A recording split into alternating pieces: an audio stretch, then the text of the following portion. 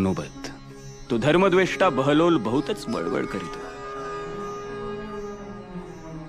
त्यास धरावे अथवा मारावे.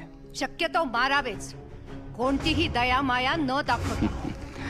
शक्यतो मारावेच. महाराजांच्या आदेश बरहुकूम प्रतापरावांनी त्या बहलोल खानाला आडवा तिडवा लोळवला. फक्त त्यांची एक मोठी चूक झाली. शरण आलेल्याला मरण देऊ नये म्हणून या दिलदार मराठ्यानं त्या जनावराला जिवंत सोडलं. आणि तत्क्षणी रायगडावरून प्रतापरावांसाठी महाराजांचं अजून एक पत्र निघालं. प्रतापराव, त्या खानाशी सल्ला काय निमित्त केला? हुकुम होता की बहलोल खानास धरावा अथवा मारावा, तरी तुम्ही त्या झरी सपास सोडलात न ठेचता. खानाच्या तरवारीने कापली केलेली रयत तुम्हास कधीच माफ करणार नाही, कधीच नाही. सरनोबत आहात आता तरी सरनोबतासारखे वागा आणि लिहा. याच जबाबदार तुम्ही राव.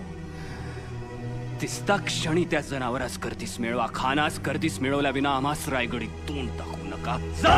राजांचे हे विखारी शब्द स्वाभिमानी प्रतापरावांचं काळीत चिरत गेले आणि दुखावलेले प्रतापराव कुठलाही विचार न करता अवघे 6 सरदार घेऊन बहलोल खानाच्या दिशेनं निघाले.